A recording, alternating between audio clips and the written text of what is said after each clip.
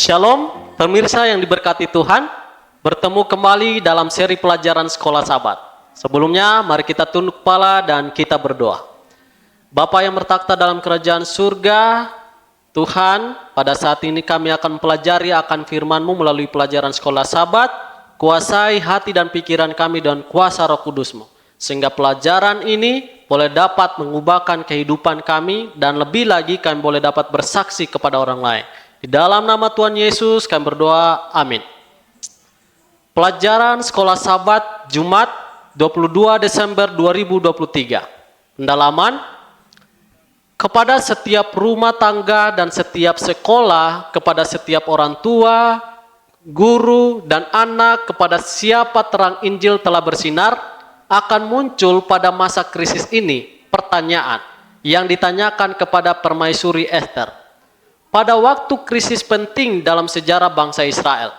Siapa tahu, mungkin justru untuk saat yang seperti ini, engkau beroleh kedudukan sebagai ratu. Esther 4 ayat 14. Ellen G. White, Membina Pendidikan Sejati halaman 248, mengatakan, Esther adalah seorang gadis perempuan yang cantik, sepupu dari Mordekai, yang mengambil dia dari rumahnya setelah orang tuanya meninggal dan mengasihinya seperti anak perempuannya sendiri. Allah menggunakan dia untuk menyelamatkan orang Yahudi di tanah Persia. Ada catatan, paragraf kedua ini adalah materi pendahuluan tentang Esther yang disertakan dalam buku Doctors of God di halaman 45 yang tidak ditulis oleh Ellen White. Tetapi dua kutipan berturut-turut di bawah ini ditulis oleh dia. Pada masa lalu Tuhan bekerja dalam sebuah cara melalui wanita-wanita yang berserah, yang bersatu dalam pekerjaannya dengan para pria yang dia telah pilih untuk berdiri sebagai perwakilannya. Dia menggunakan para wanita itu untuk memperoleh kemenangan yang besar dan yang menentukan. Lebih dari sekali dalam saat-saat yang genting. Dia membawa mereka ke bagian depan dan bekerja melalui mereka untuk keselamatan banyak orang. Melalui Ratu Esther, Allah telah menyelesaikan sebuah kelepasan besar bagi umatnya. Saat kelihatannya tidak ada kuasa untuk menyelamatkan mereka, Esther dan perempuan-perempuan yang terhubung dengannya dengan puasa dan doa dan tindakan yang cepat mengatasi masalah dan membawa keselamatan bagi bangsa mereka. Sebuah pembelajaran tentang pekerjaan para wanita dalam hubungan dengan pekerjaan Allah di Perjanjian Lama akan mengajarkan kepada kita pelajaran yang akan menyanggupkan kita untuk berhadapan dengan situasi darurat dalam pekerjaan saat ini. Kita mungkin tidak dibawa ke dalam situasi yang kritis dan menonjol sama seperti yang dihadapi oleh umat Allah di zaman Esther. Tetapi sering para wanita yang bertobat dapat memerankan satu bagian penting dalam posisi-posisi yang lebih rendah. Masih banyak yang melakukan hal ini dan tetap siap untuk melakukannya. Ellen G. White, Doctors of God, halaman 45-46.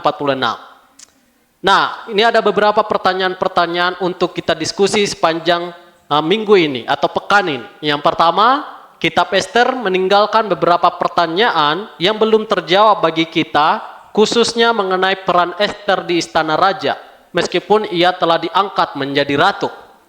Bagaimanakah kita bisa mengaitkan hal-hal ini dengan imannya, atau dapatkah kita melakukan seperti dia? Yang kedua, kata-kata yang terkenal dari Esther, kalau terpaksa aku mati, biarlah aku mati.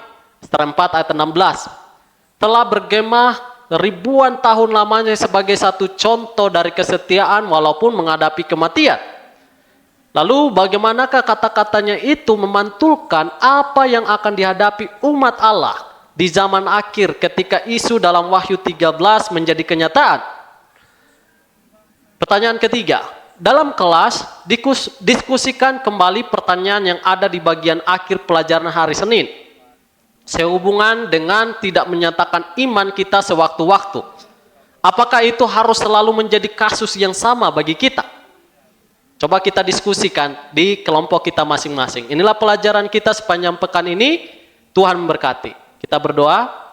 Bapa kami yang bertakhta dalam kerajaan surga, Terima kasih ya Tuhan untuk pelajaran penting bagi kami, di mana kami sudah belajar mengenai tokoh Mordekai, Esther, dalam perannya sebagai orang asing di tempat asing, dan mana mereka boleh menjadi saksi bagi orang lain di sekitar mereka.